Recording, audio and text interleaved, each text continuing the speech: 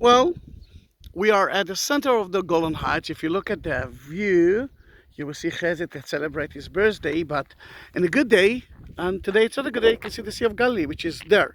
But I'm staying here because of that structure, which was the center of the Jewish village, and this is a synagogue. The synagogue at the 6th century looks like that. Now what we find here is nothing. I mean, that place been destroyed in the 8th century by the earthquake. Then in that case, we didn't know what to do. But, and this is a bit but, no one used that place later on. Then when Yeshu, that's the name of the excavator, came to here, he decided to change the excavation system. What he did, he took a picture kind of from above. He gave each stone a number. Some of the stones he put a chip in it, and he computerized everything. And just like Lego, he took everything out and built it again. I saw that place at the beginning of it a few years ago, and that was nothing compared to it. Then everything here is as it used to be at the 6th century, just before the destruction of that place by the earthquake. Then that side is facing to Jerusalem, and after the destruction of the temple, all the synagogues until today are face themselves into Jerusalem. Let's go in and let's talk about what is a synagogue and look at the black stone. Then let's start with the material. Black stones is a basalt stone, volcano stone. And as you can see, everything is covered with it. This is the Golan Heights. But don't worry, nothing will happen today. And a synagogue. A synagogue, until the destruction of the temple at the 1st century, 70 AD, was a community place. People were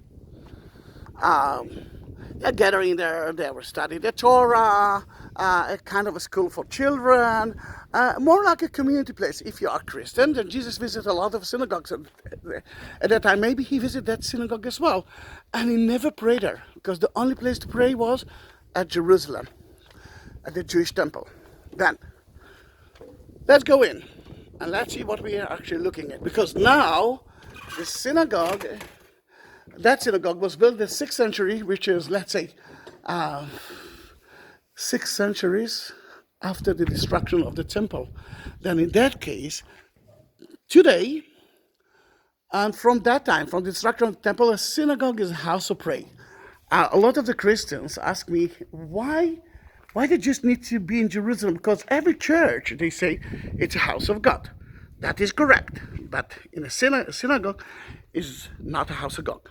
A synagogue is a house of prayer now. Then, if we're talking about that, look at the Bama, the altar, which was renovated, and the sun is in our eyes. You can want to climb up, but I cannot. But look at the decoration. You can see kind of grapes, which is a symbol of Judaism. Yes, symbol of Christianity as well, but you can see here. Grapes in Judaism symbolize fertility. Fertility, and that was Chezi that celebrate his birthday today. You can see the menorah and two of the species. One of them is well known because this is the palm branch. Here it is. That one. There's an eagle, and I don't know, Chezi, do you know what's the meaning of I eagle? don't know what's the meaning. Yeah, maybe it's just a decoration, because in the 6th century they decorated a lot, and until that, Jews tried not to use figures and any other symbols, mainly because second command said you shall have no images. That it's not a big one, but what you can see, it's not a big synagogue, but you can see that they gave numbers for each one of them, and we are asking ourselves, and wow, it's like a million years ago that have been here when they just started to build it, and we ask ourselves, why we do have that circle? I'm not sure that I know the answer, but when we thought about it, it could be part of a mosaic floor, let's say with 12 months, and the zodiacs, which we found in so many synagogues in Israel. At the Golan Heights in that area, there were around More than 30. more than 30 synagogues in that All of area. them are dated to the Roman and the Byzantine period after the Jews were deported from Jerusalem, from the province of Judea. They fled to the northern part of the country, which is the Galilee and the Golan Heights. Now, remember that the synagogue used to be a preaching place. Then look at the people.